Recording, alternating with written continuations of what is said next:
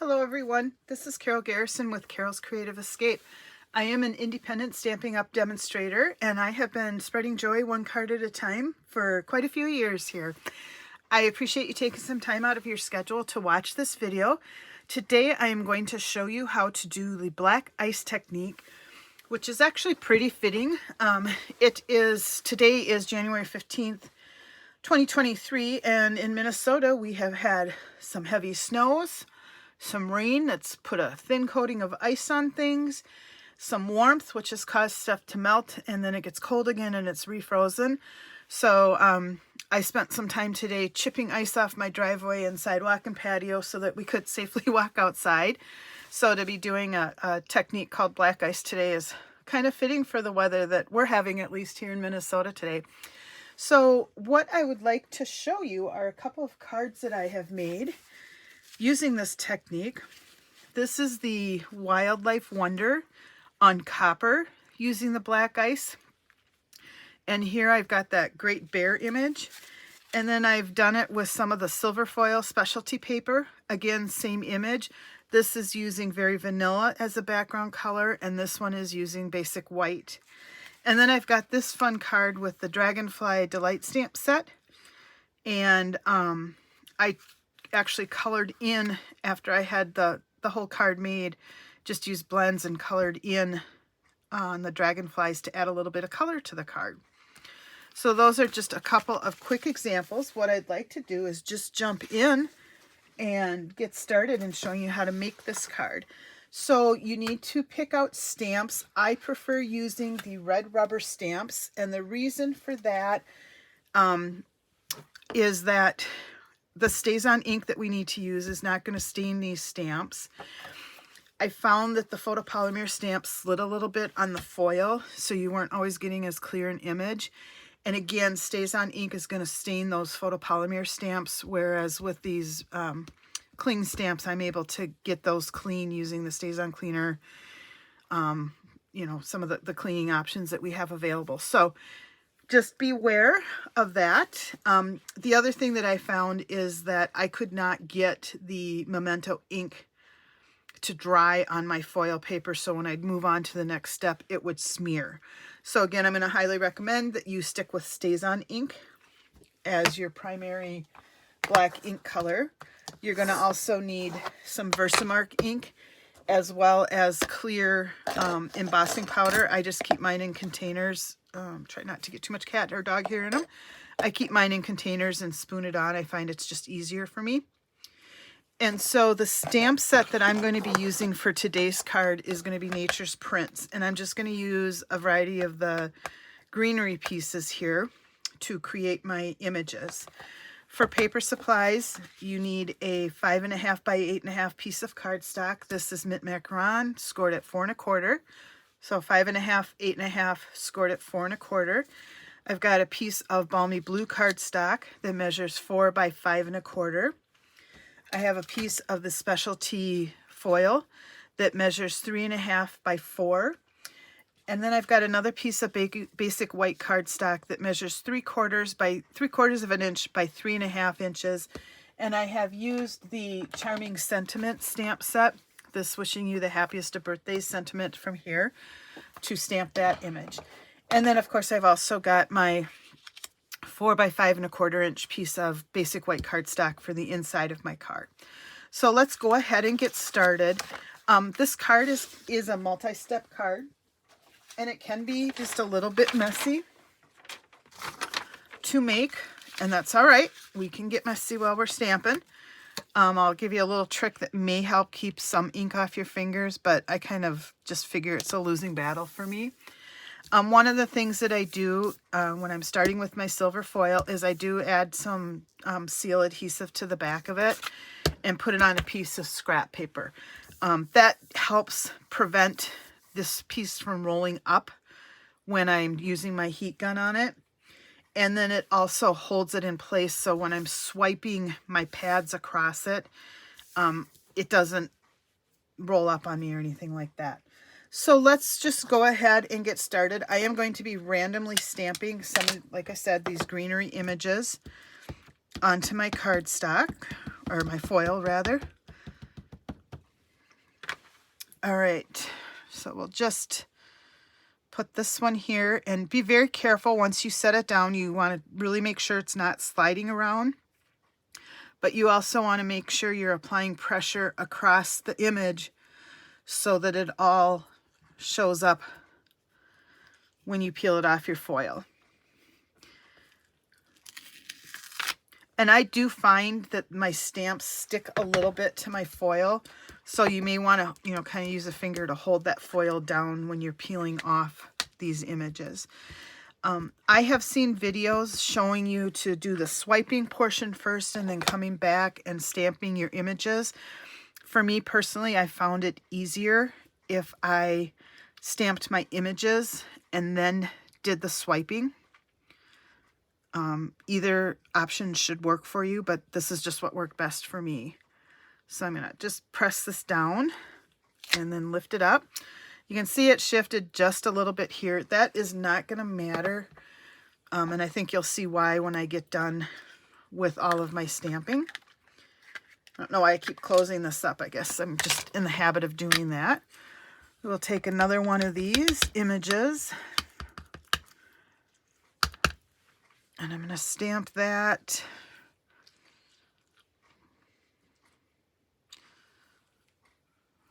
Maybe I'll stamp that one coming in like this. This is all just purely random. And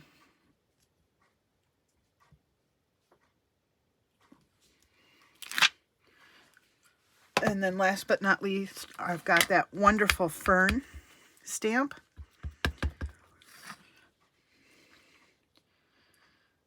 And I think maybe I'll have that one come in at an angle down here.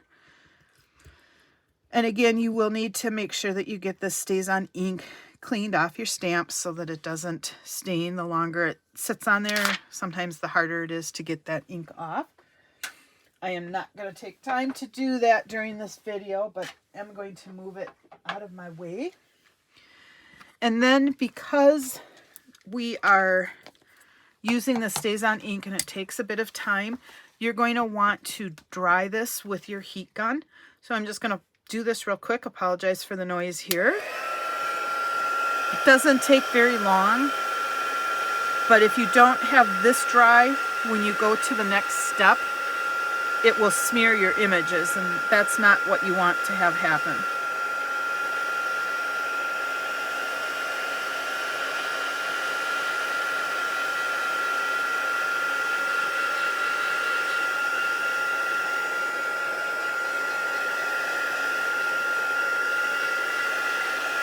Okay, that should be dry. And one of the things I do to test it is I've just got a little piece of scrap paper here, and I kind of press it down and it's coming up clean. So I know I've got this dry enough. Now with this next step, this is where you're going to do your swiping, and you'll actually take the lid off. I find if I start off to the side and drag it over, it works best. That's kind of what highlights,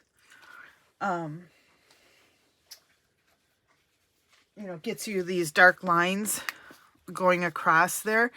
What's important is that once you start your swiping, you don't stop midstream and then pick it up again, because you'll end up with some dark lines in there that you don't want. So to do this part, it helps if you let it cool from that heat, because it'll start laying flatter again.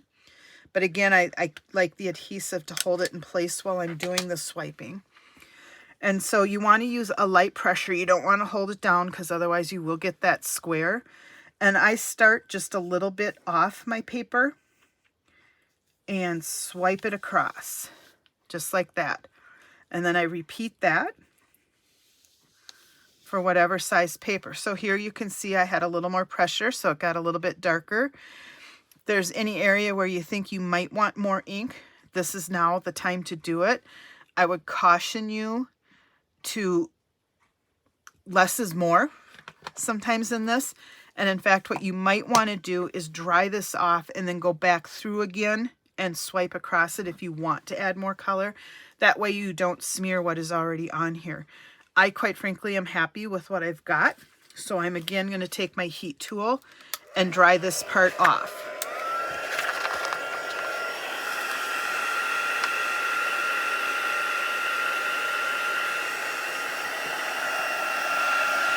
And it's important that you dry this piece off because we're going to be swiping again across this. So if this black swipe is still wet, it's going to create problems with the next step.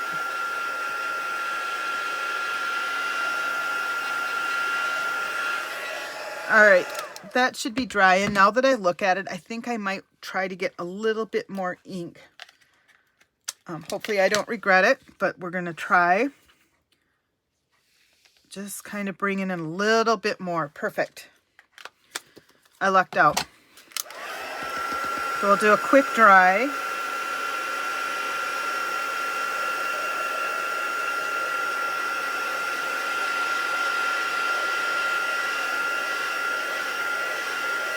You're going to be using your heat gun a lot with this technique because it's needed in several steps.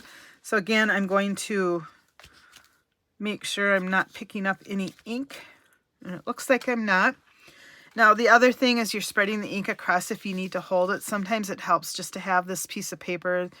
You can, kind of put your fingers on it as you're holding your paper down and swiping across. And that way you're keeping at least the ink onto the paper so that when you move on to the next step, you don't add ink to the design that you're working on.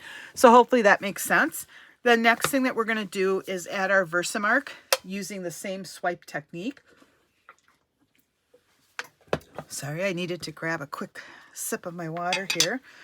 And if you've got a Versamark pad that you've done different things with, kind of discolored, that's a great pad to use for this technique because if you catch the edges, you might roughen this up just a little bit. So I kind of have a Versamark pad I like to use for stuff like this. And then I have a good one that's clear for when I'm embossing images and things like that. Doesn't really matter, but that's my little thing that I do. All right, so again, I'm just going to take this and swipe over just as we did with that StazOn. You don't need to press hard, but you do want to cover this entire piece with the Versamark because we're going to be putting clear embossing powder on here to create the shiny, icy look. So again, I'm going to go and just drag across. I do press a little bit harder when I'm doing this piece of it, just because I want to make sure that I've got it covered. And I actually go over it a couple times. You want to make sure you go from edge to edge. Otherwise, you may end up with a little bit on the edge. Not a huge deal. That does not get embossing powder on it. Again, that is not going to ruin your project at all. And then the next thing I do is I take my clear embossing powder. And like I said, I like to just keep mine in containers. It works a little bit better for me. I'm trying to get some of the littler spoons so that I can leave them in each container of embossing powder. Actually just got one last night that still needs to be washed. And I liberally cover this image with the embossing powder. And then you can take it and tap it back in. And this is another reason why I like to use my container, is it makes it easy to pour excess back in and not get it all over the place. So as you can see, I've got this covered pretty well with embossing powder. So one more time, we're going to grab our heat gun. And this is where the magic kind of starts to happen. You just hold it over your stamped image with the embossing powder, and as it starts to get dark, that's how you know your crystals are melting. And that's really the look that you want to get. And I have found on every piece that I've done that I have some texture in my embossing powder as it melts. And embrace that. That gives a little bit, in my opinion, a little bit more reality to ice. Like I said, I spent some time chipping ice in my driveway today, and there were many different textures in the ice. It wasn't all just smooth, clear, glazed ice. Some parts of it had been roughed up. So just go over it, make sure you get all of that powder melted. and you end up with an image that looks like this. I've got one spot here that I don't think I got stuff melted as well as I should have. I always do just a quick check, and you know, if it's not totally shiny, that you probably need to go back. And that spot went away. All right, so we've got this, and now I'm just gonna peel this off of here. You do want to be careful because this can be hot until it's completely cooled. And then once it has cooled, it will start to lay flat. So I'm just going to set this aside for a couple minutes, and we're going to start assembling our card pieces. And this part is fairly easy. So I've got my folder that I'm going to burnish here and make sure I've got a good solid fold. Now, I notice I must have been off just a skosh in my measurements because this side sticks out. I don't know if you can see that. You can do one of two things. This can become the back of your card and then nobody's going to see it. Or if it really bugs you, just get your trimmer out and you can line up the shorter of the two cards in that trough, you know, right before the trough, and then just drag your trimmer and take off that little bit of extra, and then they're both even. Either way is going to work. You just need to come up with where your comfort level is on that. All right, so to assemble this card, we are going to put our balmy blue layer on. And good grief, I just put a new tape roll in, and somehow I am getting cat hair, which is kind of funny because my house is without a cat right now. I'm not sure where that's coming from. I can't even blame my dog on that. Oh well. And then what we're going to do is just center this. So we kind of have a nice 1/8 of an inch border all the way around. And then we're going to put a piece of the basic white cardstock on the inside of our card.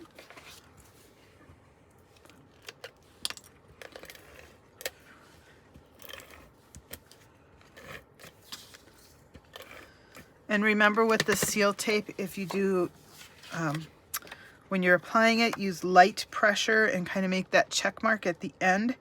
You tend not to get it all goopy and have to restart it. Doesn't work 100% of the time, but that tends to save a little bit of grief on getting stuck up. All right, I'm going to set that aside and we're going to go back to this. Now I want to add, this technique would be perfectly fine just leaving this like this.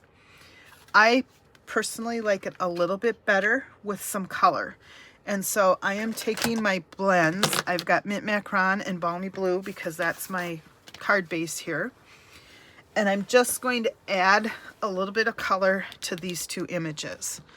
And I find for this, using the darker of the blends, so I'm using dark Balmy Blue here, works a little bit better to add detail.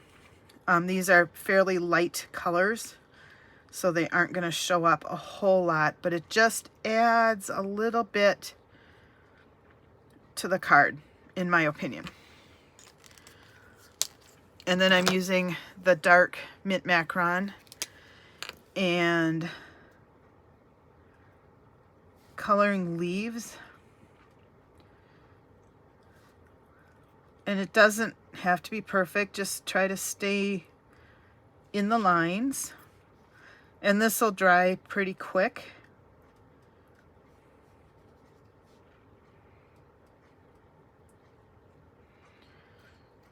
And like I said, this step isn't necessary. I choose to do it, at least with this particular stamp set, because I think it needs just a little bit of color on it. You know, and you could come through and do this. I'm not sure that coloring the ferns adds a lot to the card, but we can go ahead and do that, and we'll leave this one just as it is. Okay, and so that just adds a little splash of color. That's all I'm doing. Alrighty, and then I feel like I've got a little bit of embossing powder on here.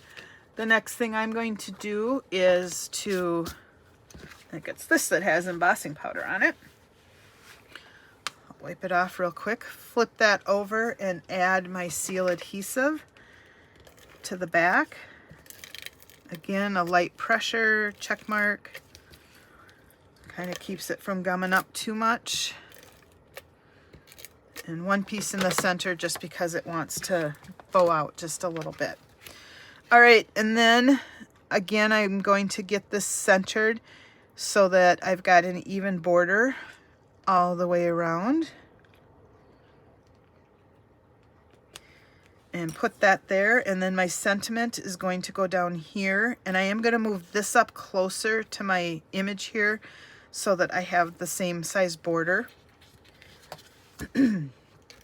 For the most part, going around the card. I'm just going to line that up right there and there, and your card is done. So that's the black ice technique. Again, it's going to look different every time you do that. So here's one that I made when I was practicing. I did rearrange how I laid stuff out, but they're just, each will have a slightly different appearance. I could have just put that on there, and I'll be able to make a second card easily with this one. May change where I put the sentiment because of how it's laid out. Who knows?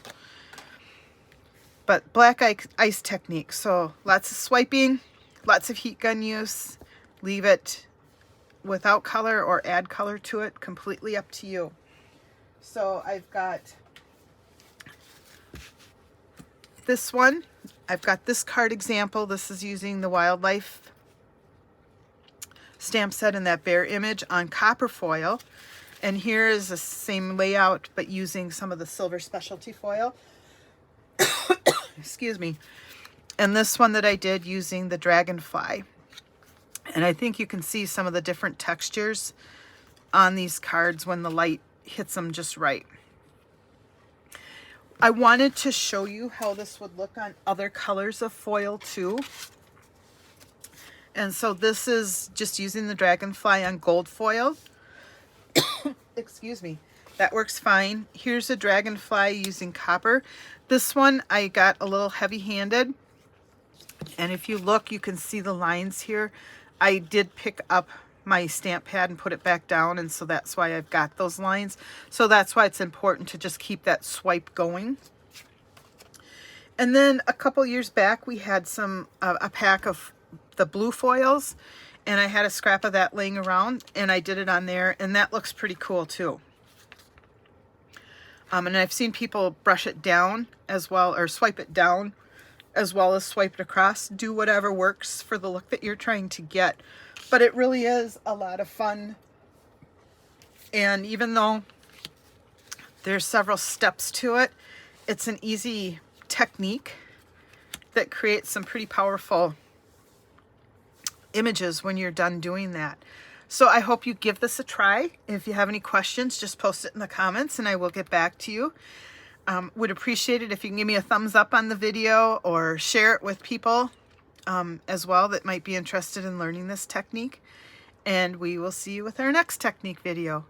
Thanks everybody. Bye-bye.